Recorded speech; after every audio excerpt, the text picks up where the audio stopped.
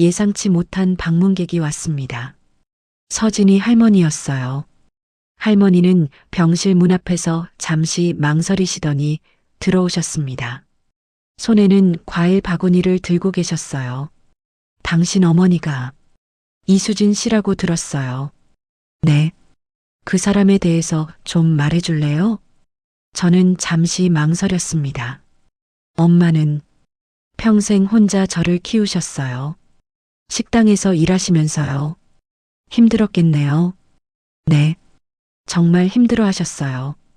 제 목소리가 떨렸습니다. 엄마는 죽기 직전까지도 절 걱정하셨어요. 눈물이 흘러내렸습니다.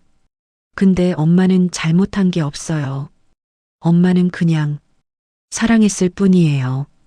할머니가 한숨을 쉬셨습니다. 나도 알고 있었어요. 민준이가 그 사람을 잊지 못한다는 거. 할머니의 목소리가 떨렸습니다. 당신을 보면 화가 났어요.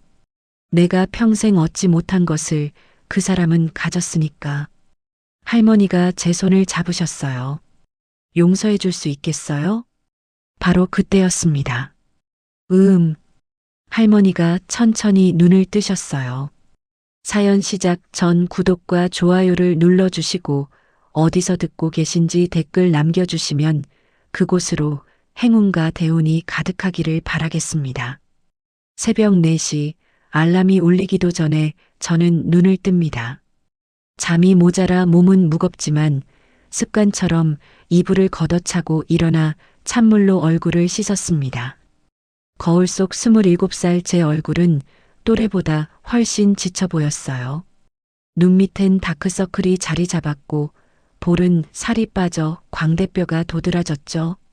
오늘도 화이팅이야, 윤지혜. 거울을 향해 억지로 미소를 지어 보이며 외할머니 병실로 향했습니다. 외할머니는 여전히 주무시고 계셨어요. 뇌졸중으로 쓰러지신 지 벌써 2년. 오른쪽 몸을 제대로 쓰지 못하시지만 그래도 왼손으로는 제 손을 꼭 잡아주시곤 하셨죠. 병상 옆 탁자에는 산소호흡기와 약병들이 가득했고 그 옆에 놓인 청구서, 봉투를 보며 저는 한숨을 삼켰습니다. 할머니, 저 다녀올게요. 오늘도 맛있는 반찬 많이 팔고 올게요. 속삭이듯 인사를 하고 저는 병원을 나섰습니다. 새벽 4시 반의 거리는 고요했어요. 시장으로 가는 버스 안에서 저는 오늘 필요한 재료 목록을 적었습니다. 무, 애호박, 콩나물, 멸치, 고춧가루. 손에 쥔 5만 원짜리 몇 장이 전부였지만 이걸로 하루 장사를 준비해야 했죠. 지혜 씨, 오늘도 일찍 왔네. 커피 한 잔 먹고 가. 단골 멸치가게 사장님이 따뜻한 캔커피를 건네주셨습니다. 고맙다는 인사와 함께 받아든 커피의 온기가 손에서 가슴으로 번져갔어요. 이렇게 사람들이 좋아해 주는데 그래도 살만하지. 재료를 가득 담은 손수레를 끌고 골목으로 들어섰습니다. 제 가게는 정확히 말하면 가게도 아니었어요. 오래된 연립주택 사이 좁은 골목, 그곳에 펼쳐놓은 간이 테이블 2개와 낡은 가스레인지, 그리고 제가 직접 만든 할머니의 밥상이라는 천막 간판이 전부였죠. 6시까지는 밥을 짓고 반찬을 만들어야 했습니다. 외할머니가 평생 고집하신 레시피대로 된장찌개는 멸치 육수를 1시간 이상 끓이고 김치는 하루 전에 미리 숙성시킨 것을 썼어요. 시금치나물은 참기름을 아끼지 않고 계란말이는 우유를 조금 넣어 부드럽게. 할머니, 제가 할머니 맛을 제대로 내고 있는 거 맞죠? 가스레인지 불꽃을 바라보며 혼잣말을 했습니다. 이 된장 항아리는 외할머니가 30년 넘게 키워온 거예요. 엄마도 이 된장으로 찌개를 끓이셨고 이제는 제가 그 맛을 이어가고 있었죠. 오전 7시 첫 손님들이 오기 시작했습니다. 지혜야, 오늘은 뭐 있어? 단골 아주머니가 물으셨어요. 아주머니, 오늘은 고등어 조림이랑 된장찌개 있어요. 김치도 새로 담갔어요. 그래, 그럼 2팩씩 줘. 우리 영감이 여기 반찬 아니면 밥을 안 먹는다니까. 아주머니가 10,000원을 건네시며 웃었습니다. 그 미소가 제게는 어떤 칭찬보다 큰 힘이 됐어요. 그렇게 한창 바쁘게 손님을 받고 있을 때였습니다. 골목 입구에서 작은 발걸음 소리가 들렸어요. 돌아보니 깔끔한 교복을 입은 여자아이가 저를 빤히 바라보고 서 있었습니다. 10살쯤 돼 보였는데 얼굴이 너무 창백했어요. 명품 가방을 메고 있었지만 몸은 깡말라서 옷이 헐렁했죠. 안녕하세요, 꼬마 손님. 무얼 드릴까요? 제가 환하게 웃으며 물었습니다. 그런데 아이는 대답하지 않았어요. 그저 코를 킁킁거리며 제 가게 쪽을 바라볼 뿐이었죠. 학교 가기 전인가 봐요? 아침은 먹고 가요? 아이는 여전히 말이 없었습니다. 하지만 그 눈빛이 뭔가 간절했어요. 배고픈 것 같기도 하고 외로운 것 같기도 했습니다. 저는 따뜻한 된장찌개 한 그릇을 뜨고 갓 지은 흰 쌀밥을 담았어요. 김치와 계란말이, 시금치나물을 곁들여서요. 여기 앉아서 먹을래요? 아침은 꼭 먹어야 해요. 제가 간이 테이블을 가리키자 아이는 망설이다가 조심스럽게 앉았습니다. 그리고 숟가락을 들어 된장찌개를 한 입 떴어요. 순간 아이의 눈이 커졌습니다. 이 맛. 아이가 떨리는 목소리로 말했어요. 응? 맛있어요? 제가 물었습니다. 우리 엄마 맛이에요. 그 한마디에 제 가슴이 철렁 내려앉았습니다. 아이는 눈물을 글썽이며 계속 밥을 떴어요. 한 숟가락, 2숟가락. 마치 오랜만에 엄마 밥을 먹는 것처럼 정말 맛있게 먹었습니다. 저도 모르게 눈시울이 뜨거워졌어요. 엄마 없이 자란 저는 저 눈빛을 알았거든요. 저 아이도 엄마가 없나 보다. 아이는 그릇을 깨끗이 비우고 나서야 고개를 들었습니다. 얼마예요? 아이가 조심스럽게 물었어요. 아니야, 그냥 먹어. 학교 가기 전에 배 채우고 가. 고맙습니다. 아이는 꾸벅 인사를 하고 다시 한번 저를 빤히 바라봤습니다. 그 눈빛엔 뭔가 더 하고 싶은 말이 있는 것 같았지만 결국 아무 말도 하지 않고 학교로 향했어요. 이상한 아이네. 그런데 왜 가슴이 이렇게 먹먹하지? 그날 이후 그 아이는 매일 아침 제 가게를 찾았습니다. 처음엔 말없이 밥만 먹다가 사흘째부터는 조금씩 이야기를 나누기 시작했어요. 언니 이름이 뭐예요? 아이가 물었습니다. 윤지혜. 너는? 이서진이요. 초등학교 4학년이에요. 학교는 멀어? 여기까지 일부러 오는 거야? 엄마 냄새가 나서요. 여기서요. 서진이가 작은 목소리로 말했어요. 그 말에 저는 할 말을 잃었습니다. 서진이는 날마다 제 된장찌개를 먹으며 조금씩 얼굴에 생기가 돌기 시작했어요. 처음엔 한 그릇도 다 못 먹던 아이가 이제는 밥을 한 공기 뚝딱 비웠죠. 우리 서진이 잘 먹네. 언니가 보기 좋아. 제가 머리를 쓰다듬어 주자 서진이가 처음으로 환하게 웃었습니다. 바로 그때였어요. 골목 입구에 검은색 세단이 멈춰섰고 정장을 입은 중년 남성이 차에서 내려 서진이를 불렀습니다. 서진 아가씨, 학교 늦었습니다. 그가 공손하게 말했어요. 김 기사 아저씨, 잠시만요. 아직 반찬 하나 더 먹어야 해요. 서진이가 답했습니다. 서진이는 제 손을 꼭 잡으며 말했어요. 언니, 내일도 올게요. 매일매일 올게요. 그래, 언니가 맛있는 거 해놓고 기다릴게. 서진이가 차에 타고 떠나는 모습을 보며 저는 알 수 없는 감정에 휩싸였습니다. 저 아이에게 엄마는 어떤 사람이었을까요? 왜 저는 저 아이가 자꾸 눈에 밟히는 걸까요? 그날 밤 외할머니 병실에서 저는 할머니 손을 잡으며 물었습니다. 할머니, 저 오늘 이상한 아이를 만났어요. 제 밥을 먹고 엄마 생각난다고 우는 아이요. 외할머니는 떨리는 왼손으로 제 머리를 쓰다듬으시며 말씀하셨어요. 지혜야, 음식은 마음이란다. 내가 정성껏 만든 밥에서 그 아이 엄마 마음이 느껴졌나 보구나.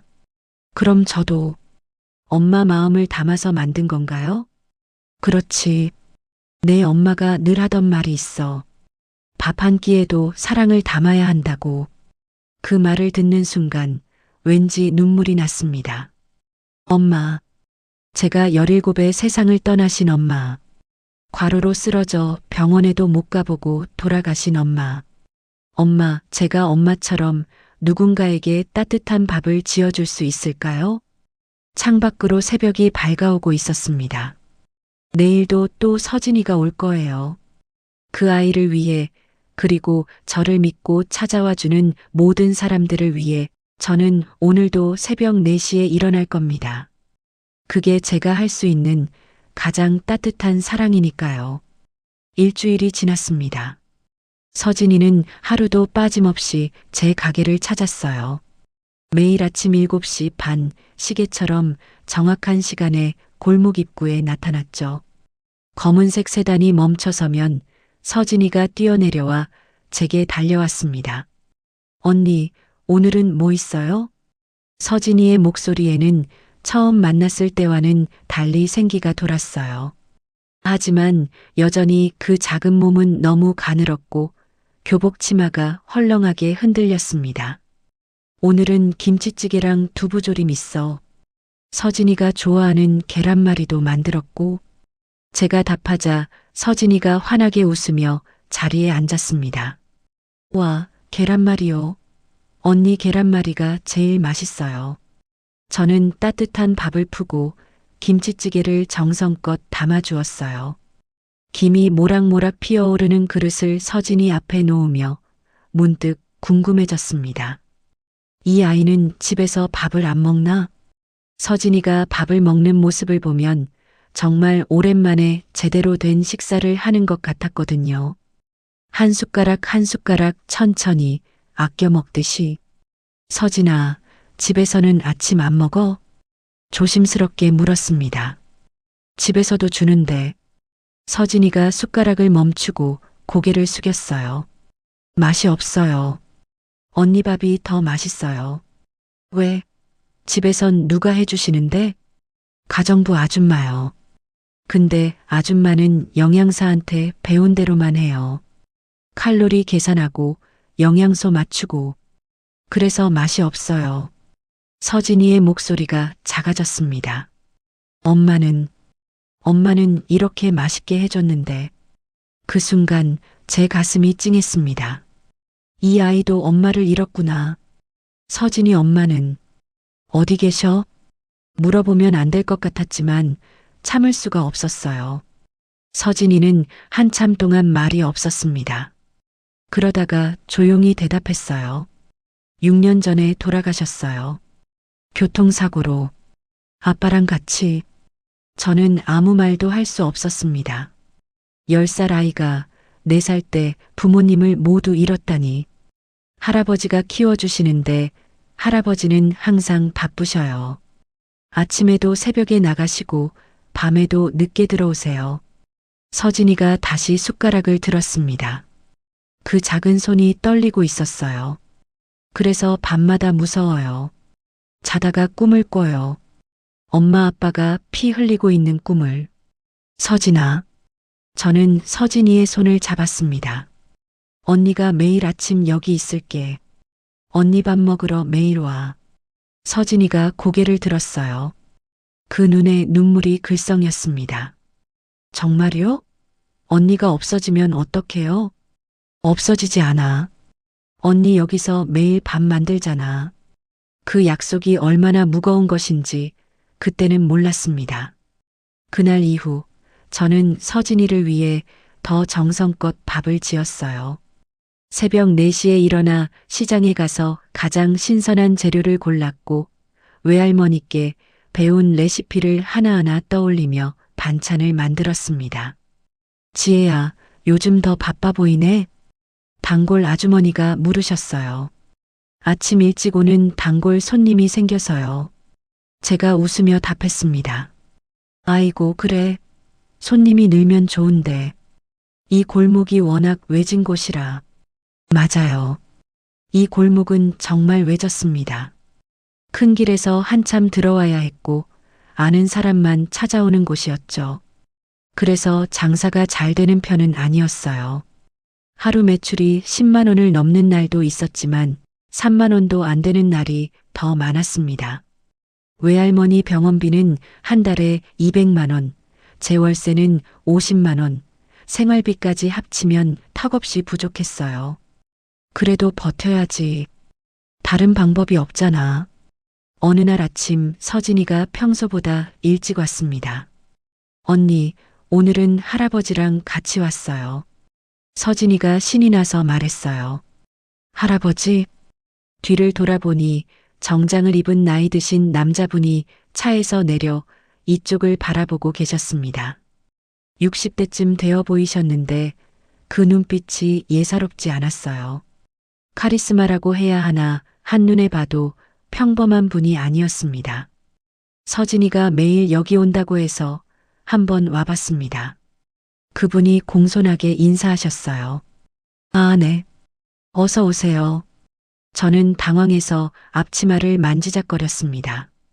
서진이 말로는 여기 밥이 제일 맛있다고 하더군요. 그래서 궁금했습니다. 할아버지는 제 가게를 천천히 둘러보셨어요. 낡은 가니 테이블, 녹슨 가스레인지, 해진 천막. 부끄러웠습니다. 조촐하지만 정성껏 만듭니다. 할아버지도 드실래요? 그럼 서진이가 먹는 걸로 주시죠. 저는 평소보다 더 정성껏 밥상을 차렸습니다. 된장찌개를 끓이고 김치와 반찬들을 정갈하게 담았어요. 할아버지는 한 숟가락 드시더니 잠시 멈추셨습니다. 이 맛은? 할아버지의 목소리가 떨렸어요. 맛없으세요? 제가 걱정스럽게 물었습니다. 아닙니다. 오래전에 먹어본 맛 같아서. 할아버지는 그릇을 다 비우시고 나서 말씀하셨어요. 감사합니다. 덕분에 좋은 아침이었습니다. 서진이를 데리고 떠나시면서 할아버지는 제 손에 5만 원을 쥐어주셨습니다. 할아버지, 이건 너무 많아요. 괜찮습니다. 우리 서진이를 잘 챙겨줘서 고맙습니다. 그분이 떠나신 후 저는 그 돈을 한참 바라봤습니다. 서진이네는 정말 부자인가 봐. 하지만 돈이 많다고 행복한 건 아니구나. 서진이를 보니 알겠더라고요. 2주가 지났을 때였습니다. 우편함에 노란 봉투가 꽂혀 있었어요. 구청 도장이 찍힌 공문서였습니다. 떨리는 손으로 봉투를 뜯었죠. 불법 노점상 단속 안내. 제 눈앞이 캄캄해졌습니다. 무허가 노점상 영업에 대한 단속을 실시합니다. 2주 이내 자진 철거하지 않을 시 강제 철거 및 과태료 부과 예정. 서울시 구청. 손에서 종이가 떨어졌어요. 2주. 단 2주 만에? 저는 그 자리에 주저앉았습니다. 이 가게가 없어지면 저는 어떻게 살아야 할까요? 외할머니 병원비는 어떻게 내고 월세는 어떻게 내야 하나요? 왜 하필 지금? 눈물이 흘러내렸습니다. 참으려 했지만 참을 수가 없었어요. 그날 밤 외할머니 병실에서 저는 아무 말도 하지 못했습니다. 할머니가 제 손을 잡으셨어요. 무슨 일 있니, 지혜야? 할머니의 왼손이 떨리고 있었습니다. 아니에요, 할머니. 아무 일도 없어요. 거짓말이었습니다. 하지만 할머니를 걱정시킬 수 없었어요. 병실을 나와 복도 끝에 섰습니다. 창밖으로 보이는 도시의 불빛들이 흐릿하게 번졌어요. 눈물 때문이었습니다. 엄마, 저 어떻게 해야 해요? 대답은 없었습니다. 엄마는 이미 10년 전에 세상을 떠나셨으니까요. 주머니에서 구겨진 공문서를 꺼냈습니다. 단속일까지 이제 13일 남았어요. 서진이한테는 뭐라고 말하지? 그 아이가 매일 아침을 기다리는 유일한 위안이 사라진다면 서진이는 얼마나 상처받을까요? 언니가 매일 여기 있을게. 제가 했던 약속이 떠올랐습니다. 지킬 수 없는 약속이 될지도 모르는데 왜 그런 말을 했을까요? 새벽 공기가 차가웠습니다. 하지만 제 가슴은 그보다 더 차갑게 얼어붙고 있었어요. 내일 아침 서진이가 또 올 겁니다. 환하게 웃으며 언니, 오늘은 뭐 있어요? 하고 물을 거예요. 그때 나는 뭐라고 대답해야 할까? 답은 나오지 않았습니다. 단속일까지 일주일이 남았습니다. 새벽 4시 저는 여느 때처럼 일어났지만 몸을 일으킬 수가 없었어요. 천장만 멍하니 바라보다가 겨우 침대에서 일어났습니다. 일주일. 딱 일주일 남았어. 손이 떨렸습니다. 시장에 가서 재료를 사는 것도 밥을 짓는 것도 모든 게 마지막이 될지도 모른다는 생각에 가슴이 답답했어요. 그래도 오늘도 서진이가 올 겁니다. 제가 무너질 수는 없었어요. 평소처럼 시장에 갔습니다. 하지만 재료를 고르는 손이 자꾸 멈췄어요. 이걸 사서 일주일만 쓰고 끝일까? 그 생각이 머리를 떠나지 않았습니다. 지혜 씨, 왜 그래? 안 좋아 보이네. 단골 멸치가게 사장님이 걱정스럽게 물으셨어요. 아니에요. 그냥 좀 피곤해서요. 거짓말이었습니다. 피곤한 게 아니라 무너지고 있었어요. 가게로 돌아와 밥을 짓고 반찬을 만들었습니다. 기계적으로 손을 움직이며 된장찌개를 끓였어요. 멸치 육수를 끓이는 냄새가 골목에 퍼졌지만 오늘따라 그 냄새조차 쓸쓸하게 느껴졌습니다. 7시 반 서진이가 왔습니다. 언니, 평소처럼 환하게 웃으며 달려오는 서진이를 보는 순간 눈물이 날 것 같았어요. 참았습니다. 울면 안 됐어요. 우리 서진이 왔네. 오늘은 뭐 먹고 싶어? 오늘은요, 된장찌개요. 언니 된장찌개가 세상에서 제일 맛있어요. 그래, 알았어. 금방 줄게. 밥을 푸고 찌개를 담으며 저는 서진이에게 말해야 할지 말아야 할지 고민했습니다. 이 아이한테 말해야 하나? 일주일 후면 여기가 없어진다고? 하지만 차마 입이 떨어지지 않았어요. 저렇게 행복하게 웃는 아이한테 어떻게 그런 말을 할 수 있을까요? 서진이는 오늘도 맛있게 밥을 먹었습니다. 한 숟가락 한 숟가락 천천히 음미하며 정말 행복한 표정으로 언니, 저 요즘 악몽을 덜 꿔요. 정말? 그거 다행이다. 언니 밥 먹으면 마음이 편해져요. 엄마 생각나는데 슬프지는 않아요. 오히려 따뜻해요. 서진이의 그 말이 제 가슴을 찔렀습니다. 이 아이한테 유일한 위안인데 내가 그걸 빼앗아야 하나? 서진이가 학교에 간 후 저는 주저앉았습니다. 간이 테이블에 머리를 묻고 한참을 울었어요. 소리 없이 어깨만 떨리게. 오후 2시 휴대폰이 울렸습니다. 윤지의 보호자님, 박순자 환자분 병원비가 3개월째 밀려 있습니다. 이번 주 금요일까지 입금 안 되시면 알겠습니다. 꼭 입금하겠습니다. 전화를 끊고 통장을 확인했어요. 잔액 32만 원. 병원비는 200만 원이 넘었습니다. 손이 떨렸습니다. 휴대폰이 다시 울렸어요. 이번엔 집주인이었습니다. 지혜 씨, 월세가 2달 밀렸는데요. 이번 달까지 3달치 한꺼번에 주셔야 해요. 네, 알겠습니다. 일주일 안에 250만 원을 마련해야 했습니다. 하지만 일주일 후면 가게가 사라질 거예요. 어떻게 하지? 대체 어떻게 해야 하지? 그날 저녁 외할머니 병실을 찾았습니다. 할머니는 침대에 반쯤 기대 앉아 계셨어요. 왼손으로 물잔을 잡으려다 떨어뜨리셔서 제가 재빨리 받아 입가에 갖다 드렸습니다. 지혜야, 미안하다. 할머니의 목소리가 떨렸어요. 왜요, 할머니? 왜 미안하세요? 내가 건강했으면 너를 이렇게 힘들게 하지 않았을 텐데. 할머니 눈에서 눈물이 흘러내렸습니다. 할머니, 그런 말씀 마세요. 내 엄마가 살아만 있었어도 넌 이렇게 고생 안 했을 거야. 할머니가 떨리는 왼손으로 제 손을 잡으셨어요. 수진이가 얼마나 너를 사랑했는데. 그 애가 죽던 날 마지막으로 한 말이 뭔지 아니? 엄마가요? 지혜 잘 부탁한다고. 꼭 대학 보내달라고. 그렇게 말하고 눈을 감았어. 저는 할머니 손을 꽉 잡았습니다. 눈물이 왈칵 쏟아졌어요.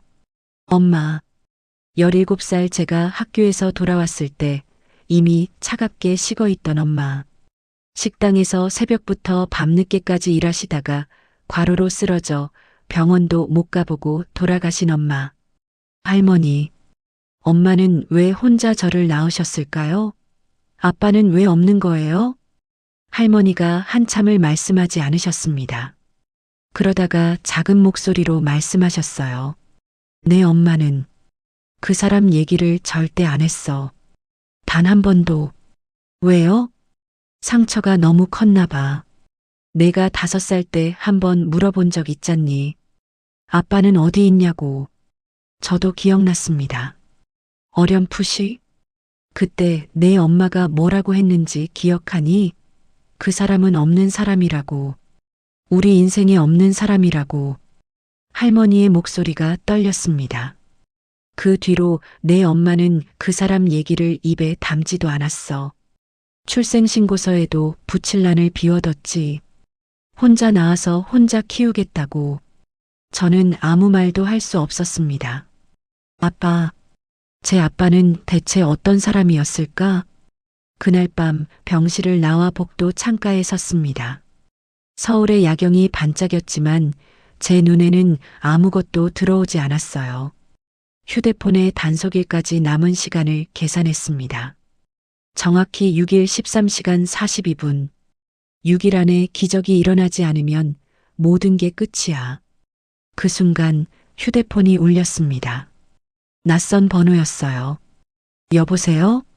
지혜 씨죠? 저는 서진이 할아버지 비서입니다. 아, 네. 회장님께서 내일 아침 일찍 그쪽으로 가시겠답니다. 서진 아가씨와 함께요. 네, 알겠습니다. 전화를 끊고 저는 궁금했습니다. 왜 갑자기 또 오신다고 하실까? 다음 날 아침 평소보다 이른 7시에 검은색 세단이 도착했습니다. 서진이가 먼저 뛰어내렸고 뒤이어 할아버지가 내리셨어요. 그런데 오늘은 할아버지 얼굴이 심상치 않았습니다. 언니, 서진이가 제게 달려와 손을 잡았습니다. 할아버지, 언니 얼굴 잘 보세요.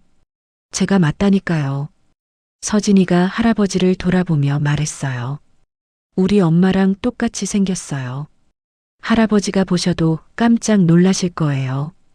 할아버지는 천천히 제게 다가오셨습니다. 그리고 제 얼굴을 한참 동안 바라보셨어요. 뭔가 이상한 눈빛이었습니다. 놀라움과 슬픔 그리고 뭔가 알 수 없는 감정이 섞인.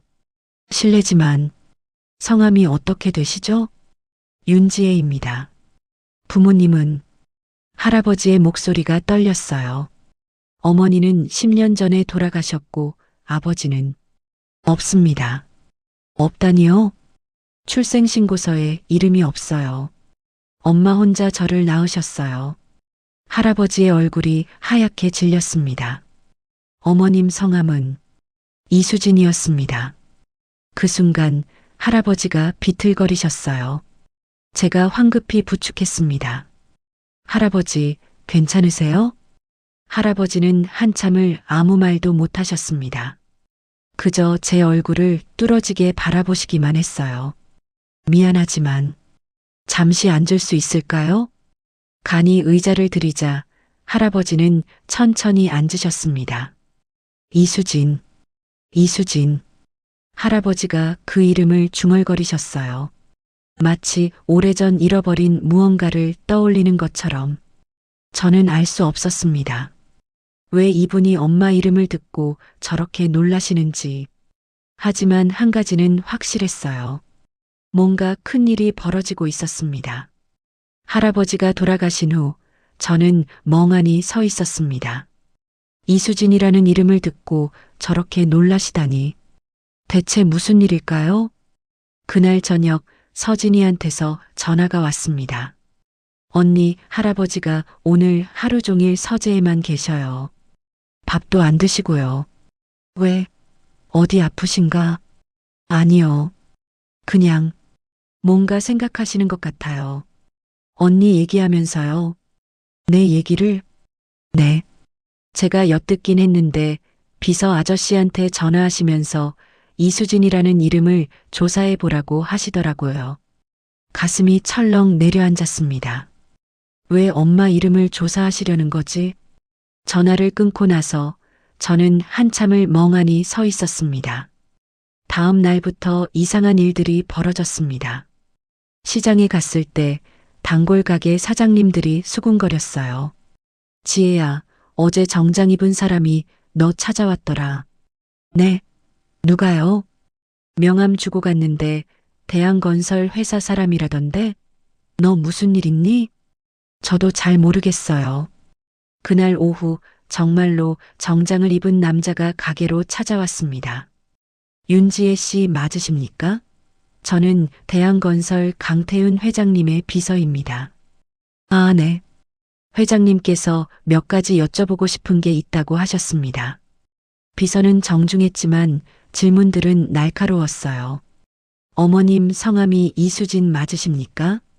네. 언제 돌아가셨습니까? 10년 전입니다. 어머님께서 생전에 대한건설이나 강민준이라는 이름을 언급하신 적 있으십니까? 강민준? 그 이름을 처음 들었습니다. 모르는 이름인데요. 그렇습니까? 마지막으로 하나만 여쭤보겠습니다. 아버님에 대해 아시는 게 있으십니까? 저는 고개를 저었습니다. 출생신고서에 이름이 없어요. 엄마는 제게 아빠 얘기를 단 한 번도 하지 않으셨어요. 비서는 고개를 끄덕이고 명함을 건넸습니다. 혹시 필요한 일이 있으시면 연락 주십시오. 그가 떠난 후 저는 명함을 한참 바라봤습니다. 대체 무슨 일이 벌어지고 있는 거지? 단속일이 이틀 앞으로 다가왔습니다. 저는 매일 밤 잠을 이루지 못했어요. 병원비 독촉 전화는 하루에도 몇 번씩 왔고 집주인은 이번 주 안에 월세를 내지 않으면 짐을 내놓겠다고 했습니다. 아침마다 서진이는 여전히 왔습니다. 하지만 저는 여전히 말하지 못했어요. 이틀 후면 이 모든 게 끝난다는 것을. 언니, 오늘 유난히 밥이 맛있어요. 서진이가 환하게 웃으며 말했습니다. 어쩌면 마지막일지도 모르니까. 그 말을 속으로 삼키며 저는 억지로 웃었어요. 그래, 많이 먹어. 그날 오후 서진이가 다시 왔습니다. 학교가 끝난 시간이 아니었어요. 서진아, 왜 왔어? 학교는? 오늘 일찍 끝났어요. 그리고 언니한테 할 말이 있어서요. 서진이는 제 손을 꽉 잡았습니다. 언니, 이틀 후면 가게가 없어진다면서요? 왜 저한테 얘기 안 했어요? 서진아, 그건 할아버지한테 말씀드렸어요. 언니 가게가 없어진다고. 언니가 힘들다고. 서진아, 할아버지가 도와주신대요. 꼭 도와주신대요. 서진이의 눈에 눈물이 글썽였어요. 언니가 없으면 저는 어떡해요. 언니 밥 먹으면 엄마 생각나고 마음이 편해지는데 언니가 없어지면 저는 다시 악몽 꾸고 밥도 못 먹을 거예요. 그 순간 제 눈에서도 눈물이 흘러내렸습니다. 서진아, 고마워. 정말 고마워. 두 사람은 그렇게 한참을 울었습니다. 단속 당일 아침이 밝았습니다. 새벽 4시 저는 평소처럼 일어났습니다. 하지만 오늘은 달랐어요. 마지막으로 이 가게를 정리하는 날이었으니까요. 천천히 재료를 준비했습니다. 된장찌개를 끓이고 밥을 지었어요. 외할머니의 된장 항아리를 쓰다듬으며 혼잣말을 했습니다. 할머니, 저 더 이상 못 버티겠어요. 미안해요. 오전 9시 구청 단속반 차량이 나타났습니다. 불법 노점 단속입니다. 잦은 철거 기한이 지났으니 강제 철거 시작하겠습니다. 잠깐만요. 제가 정리할게요. 정리할 시간 없습니다. 지금 바로 시작합니다. 용역 직원 서너 명이 우르르 내려 재간이 테이블을 들어 올렸습니다. 안 돼요. 제발요. 저는 필사적으로 매달렸지만 힘없는 여자 혼자 어떻게 막을 수 있었을까요? 가스레인지가 바닥에 내팽개쳐졌고 제가 손수 만든 천막 간판이 찢어졌습니다. 외할머니의 된장 항아리가 떨어지려는 순간 저는 몸을 날렸어요. 항아리를 안고 쓰러졌습니다. 등이 바닥에 부딪혀 아팠지만 항아리는 지켰어요. 어이, 위험하게 왜 그래?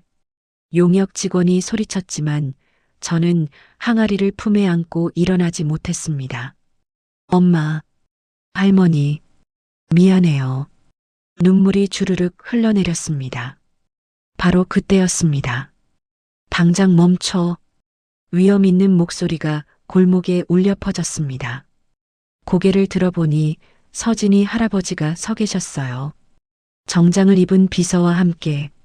당신은 누구요? 단속 반장이 인상을 쓰며 물었습니다. 대한건설 강태윤입니다. 할아버지가 차갑게 말씀하셨어요. 이 노점과 관련된 모든 법적 문제는 제가 책임지겠습니다. 지금 당장 손 떼십시오. 뭐, 당신이 무슨 권한으로? 비서가 앞으로 나서며 명함과 서류 몇 장을 건넸습니다. 이쪽은 대한건설 그룹 회장님이십니다. 이 서류는 본 노점에 대한 임시 영업 허가 신청서이며 모든 과태료와 법적 비용은 저희가 부담하겠다는 각서입니다. 단속 반장의 얼굴이 하얗게 질렸습니다. 네, 대한건설이요? 구청 담당자에게 확인 전화 넣어 보십시오. 이미 얘기가 되어 있을 겁니다. 단속 반장은 황급히 전화를 걸었습니다. 잠시 후 그는 용역 직원들에게 손짓했어요. 철거 중단, 모두 철수. 트럭들이 하나둘 떠나기 시작했습니다. 저는 여전히 바닥에 주저앉아 항아리를 안고 있었어요. 믿을 수가 없었습니다. 할아버지가 제게 다가와 손을 내밀었습니다. 일어나세요. 저는 떨리는 손으로 할아버지의 손을 잡고 일어났습니다. 왜 저를 도와주시는 거예요? 할아버지는 한참을 저를 바라보셨습니다.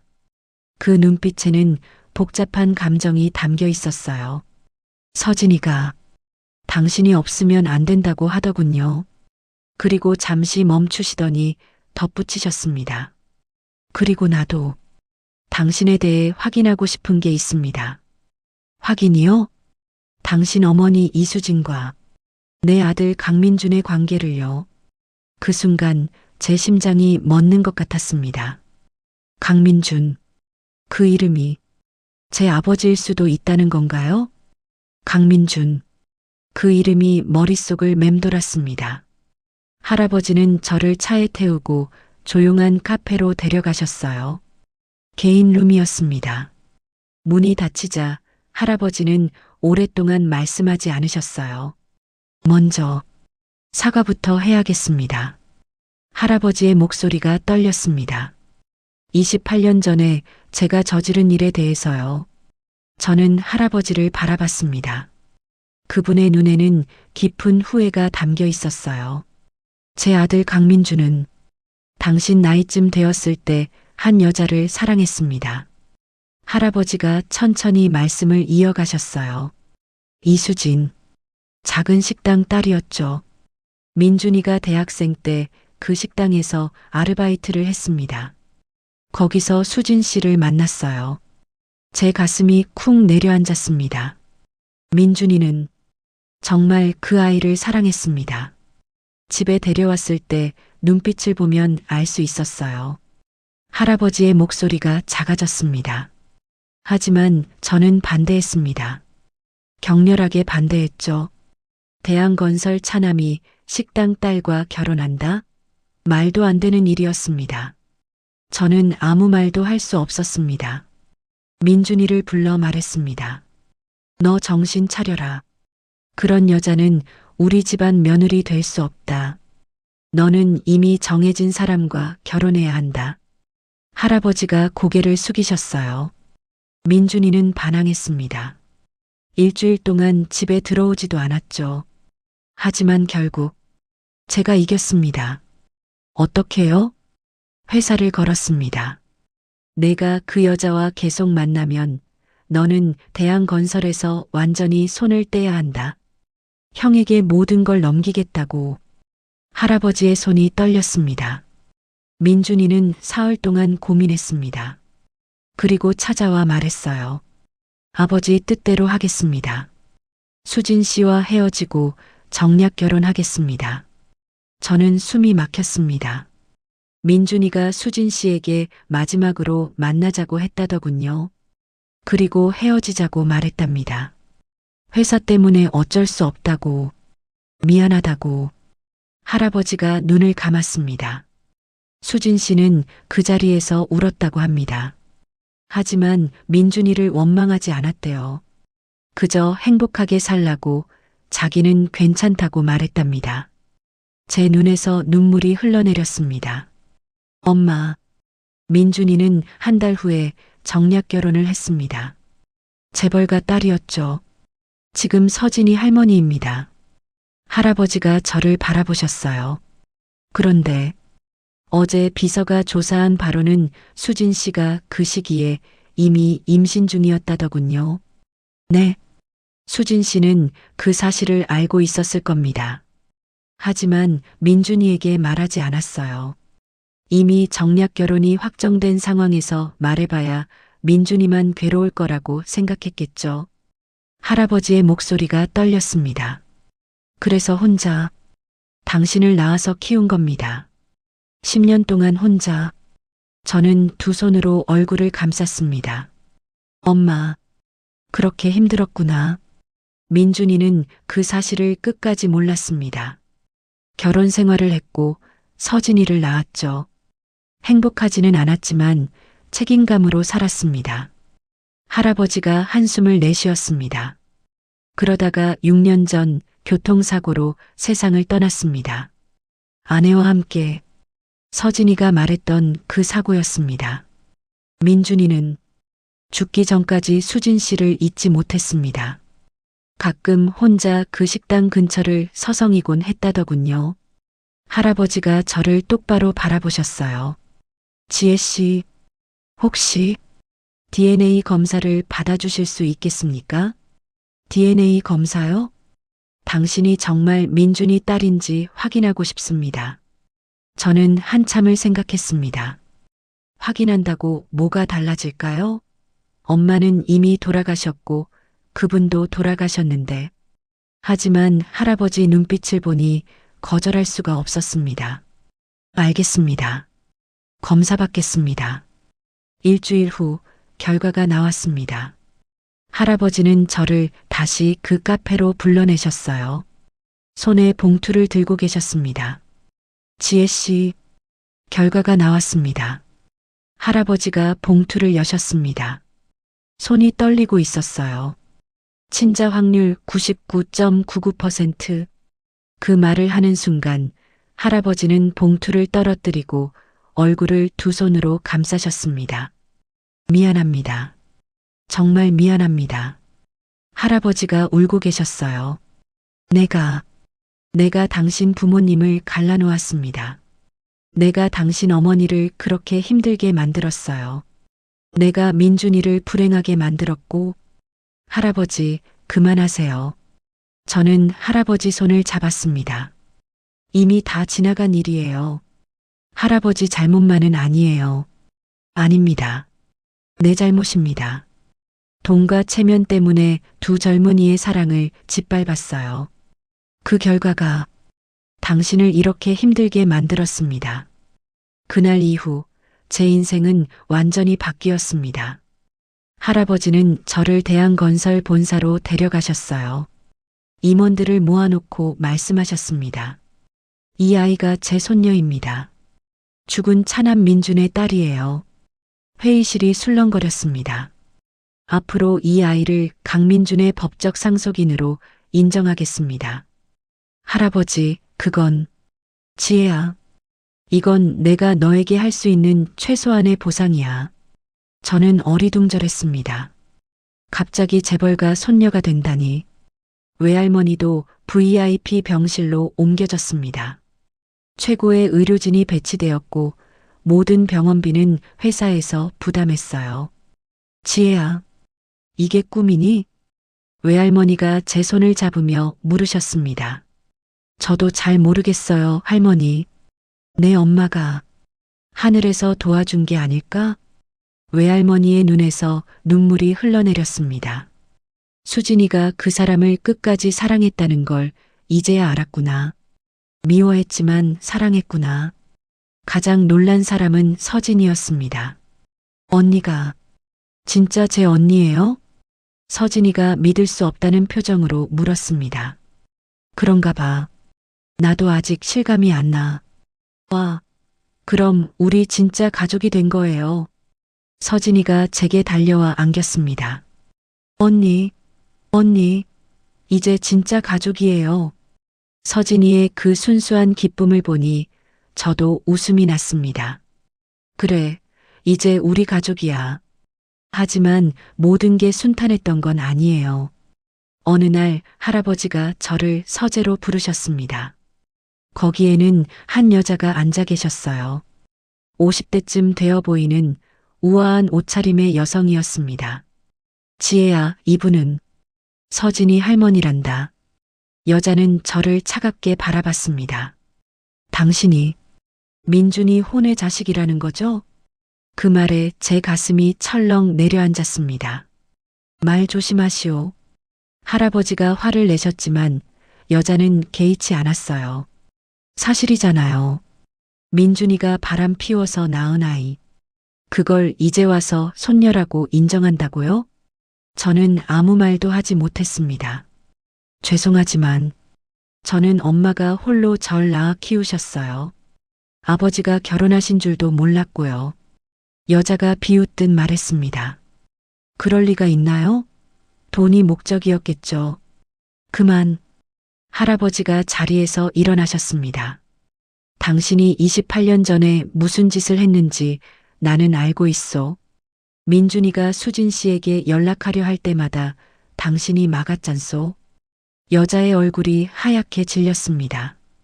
그건 민준이를 지키려고. 민준이를 지켜? 민준이를 평생 불행하게 만들면서 할아버지의 목소리가 차갑게 가라앉았습니다.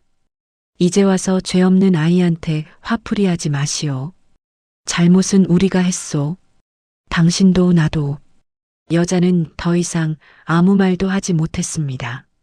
그날 밤 저는 옥상에 올라가 별을 바라봤습니다. 엄마, 아빠, 하늘을 향해 혼잣말을 했습니다. 두 분이 사랑했다는 게 믿기지 않아요. 한 번도 만난 적 없는 아버지. 그분도 엄마를 사랑했을까요? 별은 대답하지 않았습니다. 하지만 왠지 따뜻한 바람이 불어왔어요. 엄마가 보내준 바람일까? 이제 저는 윤지혜가 아니라 강지혜였습니다. 하지만 제 마음속에서 엄마의 성은 절대 지울 수 없었어요. 강지혜로 살아가는 것은 생각보다 힘들었습니다. 할아버지는 저를 강가에 들이셨어요. 대한건설 본사 근처의 고급 아파트였습니다. 넓고 화려한 집이었지만 제게는 감옥 같았어요. 지혜야, 이제 여기가 내 집이란다. 할아버지가 말씀하셨지만 저는 적응할 수가 없었습니다. 매일 아침 가정부가 와서 옷을 골라주고 아침 식사를 차려줬어요. 영양사가 만든 완벽한 칼로리의 식단이었지만 맛은 없었습니다. 외할머니 된장찌개가 먹고 싶다. 그 생각만 들었어요. 더 힘든 건 서진이 할머니였습니다. 강 회장 댁에는 두 번째 일요일마다 가족 모임이 있었어요. 첫 모임 날 저는 평소 입던 깔끔한 원피스를 입고 갔습니다. 그게 뭐야? 서진이 할머니가 저를 위아래로 훑어보며 말했어요. 동대문에서 산 옷이야? 강가 사람이 그렇게 입고 나와? 저는 아무 말도 할 수 없었습니다. 그만하시오. 할아버지가 말리셨지만 서진이 할머니는 개의치 않았어요. 회장님은 모르세요. 저 애가 얼마나 주제를 모르는지. 어제 집에 와서는 일하는 사람들한테 오지랖을 부리고 얼마나 참견하는데요. 저는 그저 친하게 지내려고 했을 뿐이었어요. 하지만 재벌가에서는 그것도 예의가 아니었나 봅니다. 식사 내내 서진이 할머니의 차가운 시선이 저를 따라다녔습니다. 포크를 잡는 방법, 냅킨을 사용하는 법, 모든 게 틀렸다는 눈빛이었어요. 여기는 내가 있을 곳이 아니야. 그 생각만 들었습니다. 일주일 후 대한건설 창립 기념 파티가 있었습니다. 지혜야, 오늘은 꼭 나와야 한다. 임원들과 주요 인사들에게 너를 소개하고 싶구나. 할아버지의 말씀에 저는 고개를 끄덕였어요. 하지만 두려웠습니다. 파티장은 화려했습니다. 샹들리에가 빛나고 정장을 입은 사람들이 샴페인 잔을 들고 있었어요. 저는 그 틈에서 너무나 어색했습니다. 여러분, 소개하겠습니다. 제 손녀 강지혜입니다. 할아버지가 저를 무대 위로 이끌었습니다. 수백 명의 시선이 저에게 쏠렸어요. 죽은 차남의 딸이라고 들었습니다. 환영합니다. 임원들이 인사했지만 그 눈빛에는 호기심과 의심이 가득했습니다. 바로 그때 서진이 할머니가 무대로 올라왔어요. 회장님, 제가 한 말씀 드려도 될까요? 뭔가 불길한 예감이 들었습니다. 여러분, 지혜 양은 정말 특별한 사연으로 우리 가족이 되었습니다. 서진이 할머니가 미소를 지으며 말했어요. 하지만 그 미소는 차가웠습니다. 몇 달 전까지만 해도 길거리에서 반찬을 팔던 아이예요. 그런 아이가 하루아침에 재벌가 가족이 된 거죠. 정말 놀라운 일 아닙니까? 술렁임이 이렇습니다. 물론 DNA 검사로 확인은 했습니다만 28년 동안 몰랐던 아이가 갑자기 나타나서 상속인이 된다는 게 참 재미있지 않나요? 제 얼굴이 하얗게 질렸습니다. 그만. 할아버지가 화를 내셨지만 이미 늦었어요. 그래도 우리 가족이니 잘 가르쳐야겠죠. 포크도 제대로 못 쓰고 집에서 일하는 사람들 대하는 법도 가르쳐야 하고. 웃음소리가 들렸습니다. 조롱하는 웃음이었어요. 저는 그 자리에 서 있을 수가 없었습니다. 무대에서 뛰어내려 파티장을 나갔어요. 지혜야. 할아버지가 부르셨지만 저는 멈추지 않았습니다. 화장실에 들어가 거울을 봤어요. 비싼 드레스를 입고 머리를 곱게 한 제 모습이 낯설었습니다. 나는 누구지? 윤지혜도 아니고 강지혜도 아닌 것 같았어요. 그날 밤 외할머니 병실을 찾아갔습니다. 할머니는 예전보다 많이 좋아지셨어요. VIP 병실에서 최고의 치료를 받으며 건강을 회복하고 계셨죠. 지혜야, 왜 이렇게 늦게 왔니? 오늘 무슨 일 있었어? 아무 일도 없어요, 할머니. 거짓말이었습니다. 할머니, 저 여기서 못 살 것 같아요. 왜? 무슨 일인데? 저는 오늘 있었던 일을 말씀드렸습니다. 할머니는 제 손을 꽉 잡으셨어요. 지혜야, 힘들지? 네. 정말 힘들어요. 저는 그냥 반찬 가게 할 때가 더 행복했어요. 할머니가 한참을 말씀하지 않으셨습니다. 그러다가 조심스럽게 물으셨어요. 그럼 나가고 싶니? 네. 여기서 나가서 다시 예전처럼 살고 싶은 거니? 저는 대답할 수 없었습니다. 그게 정답인지 몰랐거든요. 그날 밤 집으로 돌아왔을 때 거실에 서진이가 앉아 있었습니다. 언니, 어디 갔다 와요? 할아버지가 걱정하셨어요. 병원 갔다 왔어. 서진이가 제 옆에 앉았어요. 언니, 오늘 파티에서 할머니가 그런 말 했다면서요? 너도 들었니? 아니요. 근데 집에 와서 사람들이 다 얘기하더라고요. 서진이가 잠시 망설이다가 말했습니다. 언니, 할머니가 그러시는 거 기분 나쁘시죠? 당연히 기분 나쁘지. 그런데요. 서진이가 말을 흐렸습니다. 할머니도 이해해 주세요. 할머니는 엄마 아빠가 돌아가시고 나서 정말 힘들었거든요.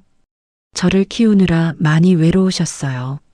저는 서진이를 바라봤습니다.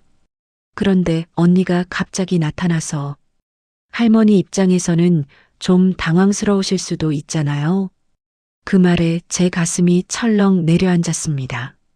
너, 내 할머니 편을 드는 거니? 아니에요. 그게 아니라. 그럼 뭐야? 저는 언니도 좋고 할머니도 좋아요. 둘 다 제 가족이잖아요. 서진이의 눈에 눈물이 맺혔습니다. 왜 싸우세요? 저는 그냥 모두 행복했으면 좋겠어요. 저는 아무 말도 할 수 없었습니다. 다음 날 아침 병원에서 전화가 왔습니다. 박순자 씨 보호자님이시죠? 박순자 환자분이 갑자기 쓰러지셨습니다. 빨리 오세요. 전화기가 손에서 떨어졌습니다. 할머니, 병원으로 달려갔습니다. 중환자실 앞에서 의사가 나왔어요. 뇌출혈이 다시 발생했습니다. 지금 수술 중인데 상태가 좋지 않습니다. 그 순간 눈앞이 캄캄해졌습니다. 할머니가 없으면 저는 정말 혼자가 되는 거예요. 엄마도 아빠도 없는데 할머니마저 떠나면 수술실 문 앞에 주저앉았습니다. 모든 게 무너지고 있었어요. 재벌가 가족이 된 것도, 서진이와의 관계도, 그리고 이제 할머니까지. 차라리 그냥 반찬 가게에서 힘들게 살 걸. 그게 더 행복했어. 후회가 밀려왔습니다. 수술 중 불이 꺼지지 않았어요. 3시간, 4시간. 시간이 멈춘 것 같았습니다. 지혜야. 뒤돌아보니 할아버지가 달려오고 계셨어요. 숨을 헐떡이며. 병원에서 연락받았다. 할머니 상태가 어떻게 되니? 수술 중이에요. 의사 선생님이 상태가 안 좋다고. 할아버지가 제 옆에 앉으셨습니다. 괜찮을 거야. 할머니는 강하신 분이야. 하지만 할아버지 목소리도 떨리고 있었어요. 1시간이 더 지났습니다. 수술실 문이 열렸어요. 의사가 마스크를 벗으며 나왔습니다. 보호자분 계십니까? 저는 벌떡 일어났습니다. 네, 저예요. 의사의 표정이 심각했습니다. 수술은 마쳤습니다만 의식이 돌아올지는 장담할 수 없습니다. 지금은 지켜봐야 합니다. 그 말에 저는 그 자리에 주저앉았습니다. 모든 게 끝이었어요. 외할머니는 일주일 동안 의식이 돌아오지 않았습니다. 저는 매일 병실을 지켰어요. 할아버지가 마련해준 고급 아파트에도 가지 않았습니다. 병원 의자에서 잠을 자고 병실에서 간단히 식사를 해결했어요. 지혜야, 집에 가서 좀 쉬어라. 내가 이러면 할머니도 마음 아파하실 거야. 할아버지가 말씀하셨지만 저는 고개를 저었습니다. 할머니 곁에 있고 싶어요. 할머니가 깨어나면 제가 옆에 있는 걸 보셨으면 좋겠어요. 그날도 저는 할머니 손을 잡고 있었습니다. 산소호흡기 소리만 규칙적으로 들리는 조용한 병실이었어요. 할머니, 제발 깨어나세요. 저 혼자 두고 가시면 안 돼요. 눈물이 할머니 손등에 떨어졌습니다. 저 이제 어떻게 해야 할지 모르겠어요. 재벌가 가족이 되는 게 행복한 일인 줄 알았는데 전혀 아니었어요. 할머니는 대답이 없으셨습니다. 서진이 할머니는 절 싫어하고 서진이도 저랑 할머니 사이에서 힘들어하고 저 때문에 모두가 불행해지는 것 같아요. 문이 열렸습니다. 서진이었어요. 언니. 서진이가 조심스럽게 들어왔습니다. 손에 도시락을 들고 있었어요. 언니, 밥 먹어야죠. 제가 직접 만들어 왔어요. 서진아. 서진이가 제 옆에 앉으며 도시락을 펼쳤습니다. 서툴지만 정성스럽게 만든 김밥과 계란말이가 들어 있었어요. 언니가 만들어준 계란말이 맛있었거든요. 그래서 저도 만들어 봤어요. 맛없을 수도 있는데. 서진이의 눈에 눈물이 맺혔습니다. 언니, 미안해요. 제가 할머니 편도 들고 언니 마음도 아프게 하고. 아니야, 서진아. 내 잘못이 아니야. 아니에요. 제 잘못이에요. 서진이가 울먹이며 말했습니다. 저는 엄마 아빠가 돌아가시고 할머니랑 할아버지밖에 없었어요. 그래서 할머니가 화내시면 무서웠어요. 할머니마저 저를 싫어하면 어떡하나 싶어서. 서진이가 고개를 숙였어요. 근데 저는 언니도 소중해요. 언니가 없으면 저는 밥도 못 먹고 악몽만 꾸잖아요. 언니는 저한테 엄마 같은 사람인데. 저는 서진이를 안아줬습니다. 알아, 서진아. 다 알아. 언니, 할머니가 아프신 건 저 때문인가요? 절대 아니야. 할머니는 원래 몸이 안 좋으셨어. 내 잘못이 아니란다. 두 사람은 한참을 그렇게 안고 울었습니다. 다음 날 예상치 못한 방문객이 왔습니다. 서진이 할머니였어요. 할머니는 병실 문 앞에서 잠시 망설이시더니 들어오셨습니다. 손에는 과일 바구니를 들고 계셨어요. 할머니. 제가 놀라 일어섰습니다. 앉아 있어요. 나는 잠깐만 있을 거니까. 할머니가 차갑게 말씀하시며 과일 바구니를 테이블에 놓으셨어요. 환자분은 좀 어떠세요? 아직 의식이 안 돌아오셨어요. 그렇군요. 할머니는 한참 동안 외할머니를 바라보셨습니다. 그러다가 제게 물으셨어요. 당신 어머니가 이수진 씨라고 들었어요. 네. 그 사람에 대해서 좀 말해줄래요? 저는 잠시 망설였습니다. 하지만 할머니 눈빛이 진지했어요. 엄마는 평생 혼자 저를 키우셨어요. 식당에서 일하시면서요. 할머니가 고개를 끄덕이셨습니다. 힘들었겠네요. 네. 정말 힘들어 하셨어요. 과로로 쓰러지셨을 때도 병원비가 없어서 제대로 치료를 못 받으셨어요. 제 목소리가 떨렸습니다. 엄마는 죽기 직전까지도 절 걱정하셨어요. 대학 보내주지 못해서 미안하다고, 좋은 엄마 못 돼서 미안하다고. 눈물이 흘러내렸습니다. 근데 엄마는 잘못한 게 없어요. 엄마는 그냥 사랑했을 뿐이에요. 제 아버지를요. 할머니가 한숨을 쉬셨습니다. 나도 알고 있었어요. 네. 민준이가 수진이를 잊지 못한다는 거. 결혼하고도 가끔 그 식당 근처를 서성인다는 거. 할머니의 목소리가 떨렸습니다. 그래도 나는 모르는 척 했어요. 민준이를 잡아두려고 애썼죠. 하지만 민준이 마음은 끝까지 그 사람한테 있었어요. 할머니가 저를 바라보셨습니다. 그쪽을 보면 화가 났어요. 민준이가 진짜 사랑한 사람의 딸이잖아요. 내가 평생 얻지 못한 것을 그 사람은 가졌으니까. 저는 아무 말도 할 수 없었습니다. 하지만 서진이를 보니 생각이 바뀌더라고요. 할머니가 창밖을 바라보셨어요. 서진이가 당신 때문에 밥을 먹고 악몽을 안 꾸고 웃게 됐어요. 내가 6년 동안 못한 일을 당신이 해냈죠. 할머니의 눈에서 눈물이 흘러내렸습니다. 미안해요. 당신한테 너무 심하게 했어요. 저는 놀라서 할머니를 바라봤습니다. 나도 엄마로서, 할머니로서 평생 괴로웠어요. 사랑받지 못하는 엄마, 할머니로 살았으니까 그 괴로움을 당신한테 풀었나 봐요. 할머니가 제 손을 잡으셨어요. 용서해 줄 수 있겠어요? 할머니, 저도 모르게 눈물이 났습니다. 바로 그때였습니다. 미약한 신음소리가 들렸어요. 외할머니였습니다. 할머니, 저는 할머니께 달려갔습니다. 외할머니가 천천히 눈을 뜨셨어요. 희미한 눈빛이었지만 분명히 저를 보고 계셨습니다. 해야. 할머니, 정신 차리셨어요? 의사를 불렀습니다. 간호사들이 달려왔어요. 의식이 돌아오셨습니다. 빨리 검사해 보세요. 병실이 순식간에 분주해졌습니다. 검사 결과 외할머니는 고비를 넘기셨어요. 의사도 기적이라고 했습니다. 환자분 의지가 대단하십니다. 깨어나고 싶은 이유가 있으셨나 봐요.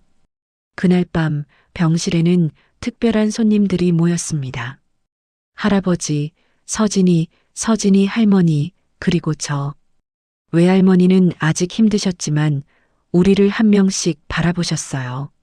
할머니, 저예요. 지혜예요.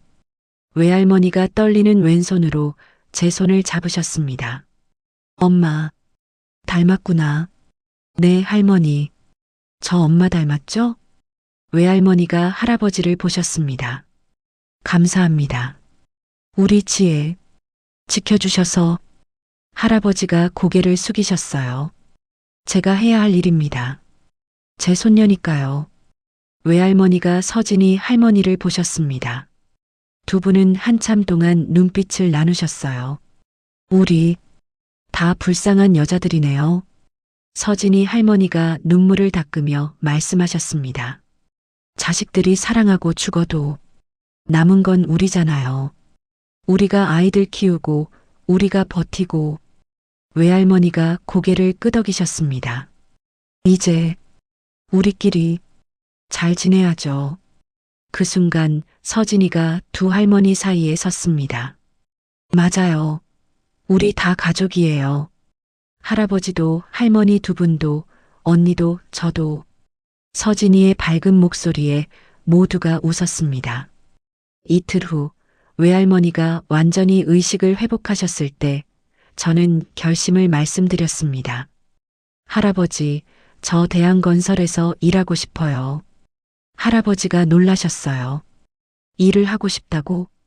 네. 그냥 돈 받고 사는 게 아니라 제가 뭔가 해내고 싶어요. 무슨 일을 하고 싶은데? 외식사업부요. 할머니의 밥상을 더 많은 사람들에게 전하고 싶어요. 할아버지가 한참 저를 바라보시더니 환하게 웃으셨습니다. 좋다. 우리 지혜가 정말 컸구나. 그날 저는 깨달았습니다. 가족이란 피로만 이어지는 게 아니구나. 서로의 아픔을 이해하고 용서하고 함께 버티는 것이 진짜 가족이구나. 할머니가 퇴원하시던 날 온 가족이 모였습니다. 할아버지가 마련해 주신 VIP 병실에 꽃다발을 든 서진이가 가장 먼저 뛰어들어왔어요.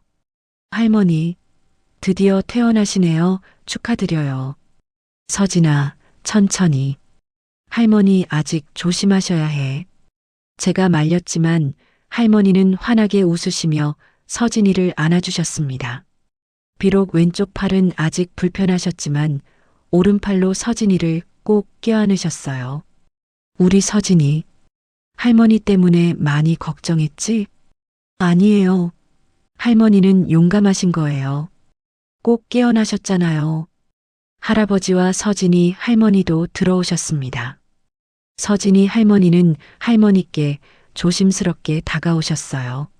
사돈, 집에 오시면 제가 매일 찾아뵐게요. 함께 차도 마시고요. 할머니가 고개를 끄덕이셨습니다. 고맙습니다.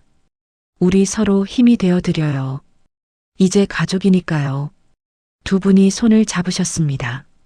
전혀 어울릴 것 같지 않은 두 사람이었지만 이제는 진짜 가족 같았어요. 한 달 후 저는 대한건설 본사 외식사업부에 첫 출근을 했습니다. 강지혜 대리님, 여기 앉으시면 됩니다.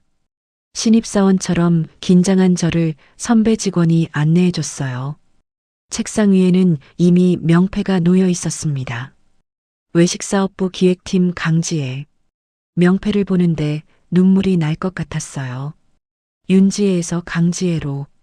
이름 한 글자가 바뀌었을 뿐인데 제 인생 전체가 바뀐 것 같았습니다.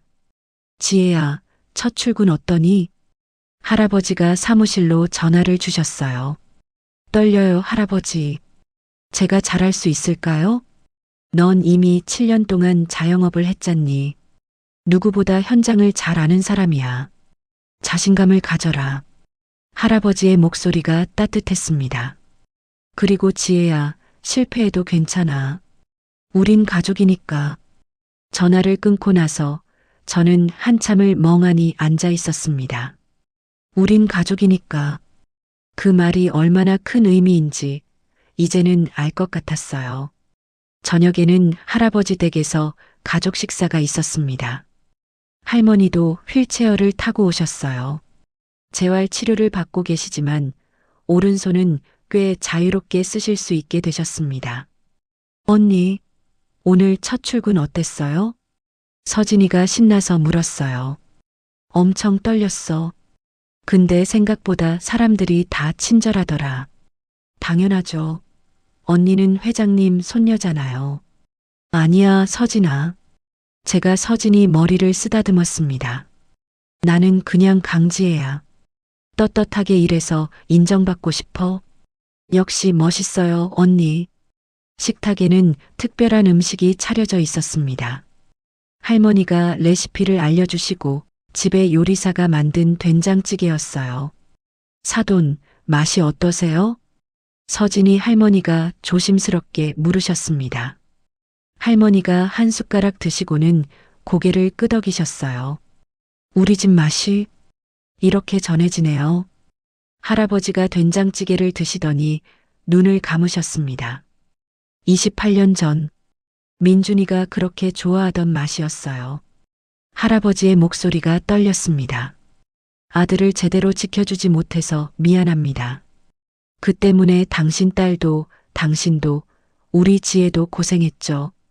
할머니가 할아버지를 바라보셨어요. 다 지난 일입니다. 이제 우리 아이들이 행복하면 되죠. 두 어른이 서로를 바라보며 고개를 숙이셨습니다. 용서와 화해의 순간이었어요. 서진이가 갑자기 일어나더니 된장찌개를 한 숟가락 떠서 제게 가져다 줬습니다. 언니, 해봐요. 서진아, 내가 먹을 수 있어. 안 돼요. 언니가 맨날 저한테 먹여줬잖아요. 이제 제가 먹여줄 거예요. 서진이의 고집에 저는 웃으며 입을 벌렸습니다. 따뜻한 된장찌개가 입안에 들어왔어요. 맛있죠? 응, 정말 맛있어. 그 순간 깨달았습니다. 이 맛은 단순히 음식의 맛이 아니었어요. 엄마의 사랑, 할머니의 희생, 그리고 이제는 이 가족 모두의 용서와 화해가 담긴 맛이었습니다. 다음 날 새벽, 저는 예전 반찬가게 자리에 나가봤습니다. 구청 단속 이후 닫았던 그곳. 하지만 할아버지가 모든 법적 문제를 해결해 주셔서 이제는 정식 허가를 받은 상태였어요. 가게 문을 여는데 익숙한 목소리가 들렸습니다. 언니, 새벽부터 뭐해요? 돌아보니 서진이었어요. 김 기사님과 함께 와 있었습니다. 서진아, 학교는? 오늘 토요일이에요. 그래서 언니 도우러 왔어요. 서진이가 환하게 웃었습니다. 언니가 맨날 혼자 했잖아요.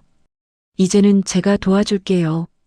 김 기사님도 웃으며 고개를 끄덕이셨어요. 회장님께서 제게 당분간 아가씨들을 돌보라고 하셨습니다. 제 눈에서 눈물이 흘러내렸습니다. 바로 그때 또 다른 차가 도착했어요. 서진이 할머니였습니다. 어머, 여기 정말 길이 좁네. 지혜야, 여기서 7년 동안 일하신 거야? 네, 할머니. 정말 대견하고 자랑스럽네. 나는 하루도 못 버틸 것 같은데.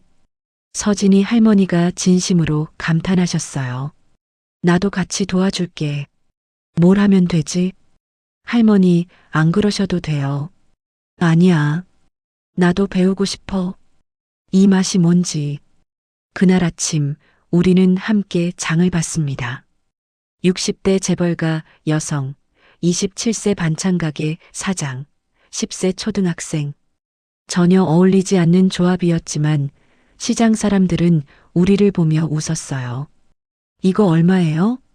서진이가 신나서 배추를 골랐습니다. 이야, 꼬맹이가 장 보는 거 도와주네. 기특하다. 할머니도 제 옆에서 물을 골라주셨어요. 이거 싱싱해 보이는데 이걸로 살까? 네, 좋아요.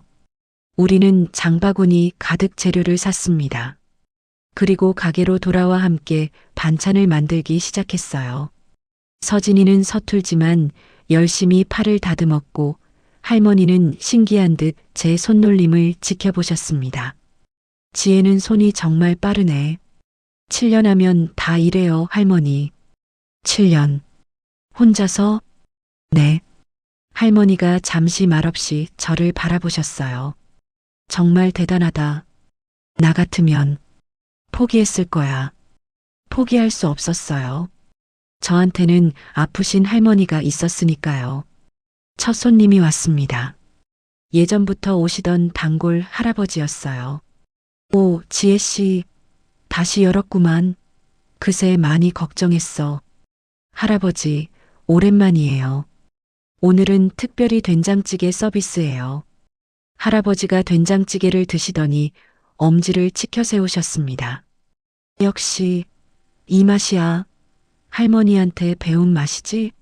네, 우리 할머니 맛이에요. 그 순간 제 휴대폰이 울렸습니다. 할머니였어요.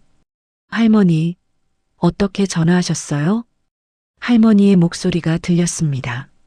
아직 어눌하셨지만 분명한 목소리였어요. 지혜야, 가게 잘 되니? 네, 할머니. 오늘 서진이랑 서진이 할머니가 도와주러 오셨어요. 그래, 좋구나. 이제 혼자 아니구나. 네, 할머니. 이제 저 혼자가 아니에요. 전화를 끊고 나서 저는 하늘을 올려다봤습니다. 맑은 가을 하늘이었어요. 엄마, 저 이제 괜찮아요. 엄마가 그렇게 사랑했던 사람, 그분의 가족들이 저를 받아줬어요. 엄마가 평생 혼자 견뎌낸 그 사랑이 이렇게 저한테 가족을 만들어줬어요. 서진이가 제 손을 잡았습니다. 언니 울어? 아니야. 그냥 행복해서 그래. 나도 너무 행복해. 서진이 할머니가 우리를 보며 미소 지으셨어요. 참 예쁜 그림이네. 우리 사진 한 장 찍을까? 김 기사님이 사진을 찍어주셨습니다. 작은 반찬가게 앞에서 60대 여성과 20대 여성과 10대 소녀가 함께 웃고 있는 사진. 그것이 우리의 새로운 시작이었습니다. 그날 저녁 집으로 돌아가는 차 안에서 서진이가 물었어요. 언니, 우리 앞으로도 계속 가게 할 거야? 응. 회사 일 끝나고 주말마다 할 거야. 왜? 이제 부자잖아. 저는 서진이를 안아줬습니다. 서진아, 돈이 많다고 부자가 아니야. 사랑하는 사람들이 많은 게 진짜 부자인 거야. 그럼 언니는 진짜 부자네. 서진이도 있고 할아버지도 있고 할머니가 두 분이나 있으니까. 맞아. 나는 진짜 부자야. 창밖으로 도시의 불빛이 흘러갔습니다. 28년 전 엄마와 아버지가 사랑했던 이 도시. 그들은 함께하지 못했지만 그들의 사랑은 저를 통해 이렇게 많은 사람들을 이어줬습니다. 이제 저는 압니다. 가족이란 그저 이름으로만 이어지는 게 아니라 사랑이란 완벽한 마음이 필요하다는 것을, 그리고 한 숟가락의 따뜻한 밥이 누군가의 인생을 완전히 바꿀 수 있다는 것을 할머니의 된장 항아리는 이제 저에게 전해졌습니다. 3대를 이어온 그 맛을 저는 4대, 5대로 이어갈 것입니다. 그리고 언젠가 서진이도 이 맛을 기억하겠죠. 사랑의 맛을.